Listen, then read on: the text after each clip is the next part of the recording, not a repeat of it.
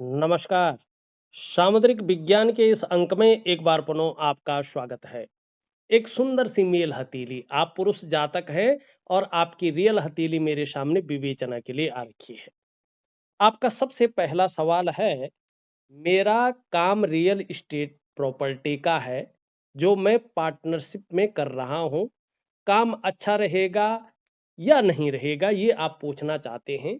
और मेरे ख्याल से आपने कहा है कि अभी तक जो मैं काम कर रहा हूं, परसेंटेज पे काम कर रहा हूं, लेकिन उस प्रकार का फायदा आपको नहीं मिल पा रहा है।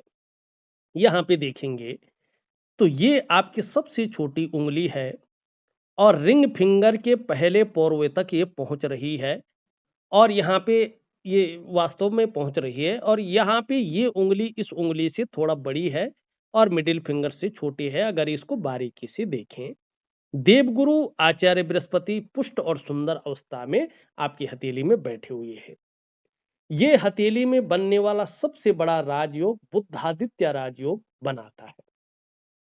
अगर समय रहते ऐसा व्यक्ति अपने लक्ष्य का निर्धारण कर लेता है और अपनी मेहनत को दुगना कर लेता है और एकाग्रता के साथ उस लक्ष्य की ओर बढ़ता है, थोड़ा मेरे बातों पे ध्यान दें, तो ऐसे व्यक्ति को सरकारी नौकरी या इससे संबंधित क्षेत्रों में बड़ा फायदा मिलता है, बड़ी कामयाबी ये लोग हासिल करते हैं, खासकर देवगुरु बृहस्पति से संबंधित क्षेत्रों में।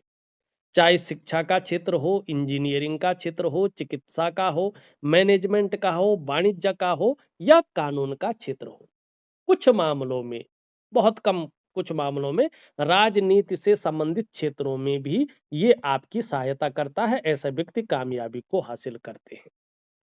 अगर 1% किसी व्यक्ति ने सरकारी नौकरी या इससे संबंधित क्षेत्र में करियर न बनाया, तो फिर 90% लोग ऐसी स्थिति में, और आना भी चाहिए, अपने व्यापार में आते हैं और ये लोग अपने व्यापार में उत्कृष्टता को हासिल करते हैं, अपने व्यापार के कारण जाने जाते हैं और अपने व्यापार के कारण ही इनको एक ब्रांड बनाकर दिखाई देते हैं। लोग, एक ब्रांड वैल्यू इनकी उभरती है।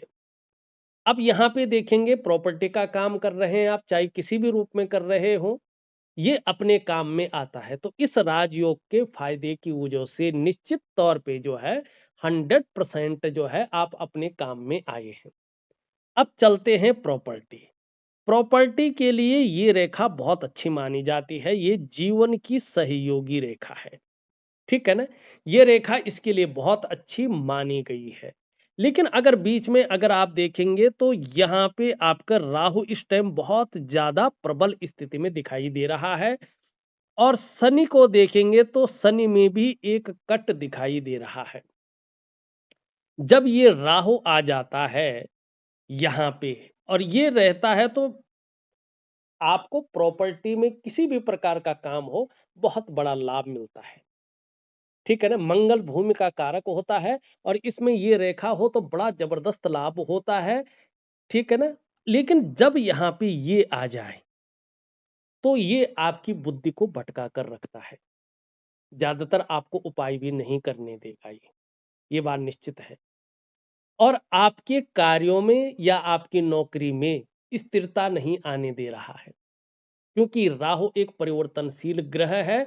इसीलिए आपके कार्यों में या आपकी नौकरी में, आपके व्यवसाय में स्थिरता नहीं आने देता है, स्टेबिलिटी नहीं आने देता है।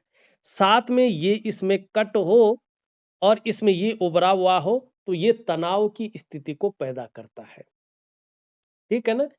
और सुबह उठने में आलस्य देता है और ये धन का कारक भी है। धन में बड़ी कमी आ जाती है। व्यक्ति जो है 100% काम करता है तो 10% का ही उसको फायदा मिल पाता है। अपना काम है, इसमें काम है, ये बात निश्चित है। आप आगे करेंगे तो आगे आपको लाभ भी होगा, इसमें कोई दो राय नहीं है।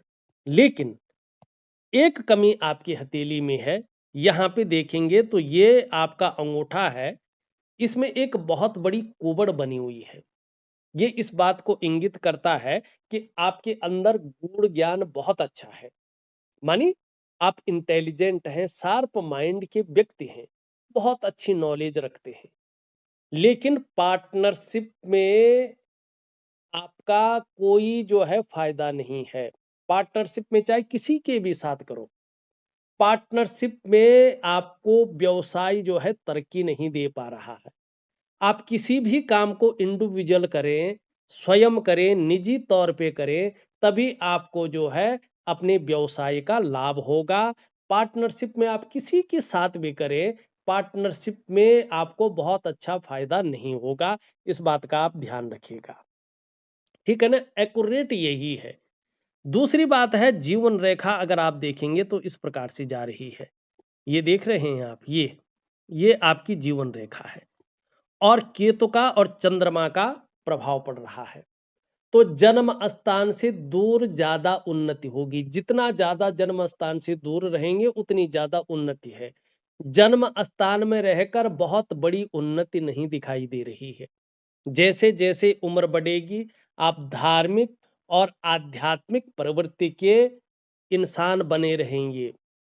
लेकिन यहाँ पे चंद्रमा यहाँ पे बहुत अच्छी स्थिति में नहीं है, तो ये अस्थिरता दे रहा है, कैश और बरकत की भी कमी कर रहा है। इस बात की और ये इशारा कर रहा है। बहुत सारी चीजें होती हैं, छोटा वीडियो है, 2 ही सवाल इसमें लेने को मैंने बोला है। ऑफर के तहत वीडियो है, पूरा विश्लेषण अलग होता है। अब दूसरा सवाल आपने पूछा, लंबरदारी लेनी है, मिलेगी क्या? मैं इस बारे में ज्यादा नहीं जानता हूं, लेकिन कहीं ना कहीं ये एक राजनीतिक पद भी माना जाता होगा। इसके लिए 4 ग्रह पुष्ट होने बहुत जरूरी होते हैं हथेली में। सबसे पहला होता है आपका मंगल। यहाँ पे निम्न मंगल देखेंगे तो थोड़ा रेखाओं का जाल बना हुआ है, तो ये आपके जीवन में कंफ्यूजन, उलझन और दुविधा देता हुआ दिखाई दे रहा है। कभी कभी निर्णय लेने की ताकत को भी छीन कर रहा है। सही से समझ में नहीं आ रहा है कि वास्तव में करना क्या चाहिए और किस तरफ हमें जानना चाहिए। तो ये इसके लिए बहुत अच्छा नहीं कहा जाएगा। लंबरदारी में बहुत ज्यादा सपोर्ट नहीं कर रहा है। तो इसके लिए एक मैं दिव्य सूर्य क्रिया आपको दे रहा हूं। उस दिव्य सूर्य क्रिया को निरंतर करें तो निश्चित तौर पे आपको फायदा होगा ही होगा, इसमें कोई दो राय नहीं। निम्न मंगल ठीक, उच्च मंगल ठीक है, पराक्रम बहुत अच्छा रहेगा, एनर्जेटिक स्वभाव बना रहेगा, जो भी आपसे मिलेगा वो कंफर्टेबल फील करेगा। देवगुरु बृहस्पति आपके पुष्ट और सुंदर अवस्था में है, तो ये पूरा सपोर्ट आपका कर रहा है और गुरु जिसके साथ होते हैं कहीं ना कहीं आशीर्वाद मिलता है। तीसरा ग्रह अगर आप देखेंगे सूर्य है। सूर्य में अगर आप देखेंगे तो लगातार जो है कट की हिसाब दिखाई दे रहा है। एक तो आप अपने कार्यों में बदलाव करने की सोच रहे हैं, दूसरा सूर्य इस क्षेत्र में लाभ तो दे रहा है, लेकिन जिस प्रकार का लाभ इसको देना चाहिए उस प्रकार का नहीं दे पा रहा है। चौथा ग्रह होता है आपका चंद्रमा। चंद्रमा यहाँ पे राजनीतिक क्षेत्र में या लंबरदारी क्षेत्र में पूरी तरह से सहयोग नहीं कर पा रहा है, और इसके कारण थोड़ा अभी कम से कम 2 वर्षों तक आपका मन थोड़ा गड़बड़ रह सकता है। मानसिक परेशानी थोड़ा ये दे सकता है, या कई बार भावुकता दे सकता है, या इमोशनली थोड़ा आपको परेशान कर सकता है। इसके कारण अभी आपका कम से कम 2 वर्षों तक कभी कभी मन अच्छा नहीं रहेगा। मन भटक सकता है, मन व्याकुल हो सकता है, मन खराब सा रह सकता है। मन काम यहाँ कर रहे, मन कहीं और गया हुआ हो सकता है। और मन से सीधा जुड़ा हुआ है हमारा डाइजेस्टिव सिस्टम, इसीलिए मन सही नहीं होगा तो पेट की भी दिक्कतें आ सकती हैं। माँ होंगी तो माँ के सेहत को लेकर चिंताएं रह सकती है, या माँ से दूर रह सकते हैं, या माँ के साथ मतभेदता उभर सकती है। दूसरी बात है, ये तन मन धन तीनों का कारक है। इसको अगर समय रहते ठीक नहीं करेंगे तो ये तन पर भी प्रभाव देगा, मन पर भी प्रभाव देगा, और धन के रिजल्ट भी बहुत अच्छे नहीं आ सकते हैं। हो सकता है नींद आने में भी दिक्कतों का आपको सामना करना पड़ सकता है। तो आपको मैं एक उपाय दूंगा, उसको विधिवत तरीके से करेंगे तो निश्चित तौर पे आपको लाभ होगा। अगर मैं बात करूं तो संभावना यहाँ पे 80% तक आपकी बन रही है, 20% बिल्कुल ये मना कर रहा है। तो आपको 20% कवर करना है।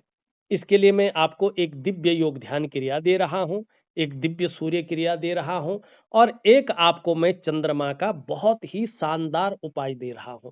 इसको करिएगा, मन से करिएगा, विधि के अनुसार करिएगा और जो समय देता हूं उस समय तक करिएगा तो आपको जीवन में बहुत अच्छे लाभ होंगे। हर क्षेत्र में तमाम आयामों में आपको लाभ की प्राप्ति होगी। तो इस अंक में बस इतना ही। एक नए अंक के साथ पुनः उपस्थित होऊंगा। तब तक के लिए नमस्कार।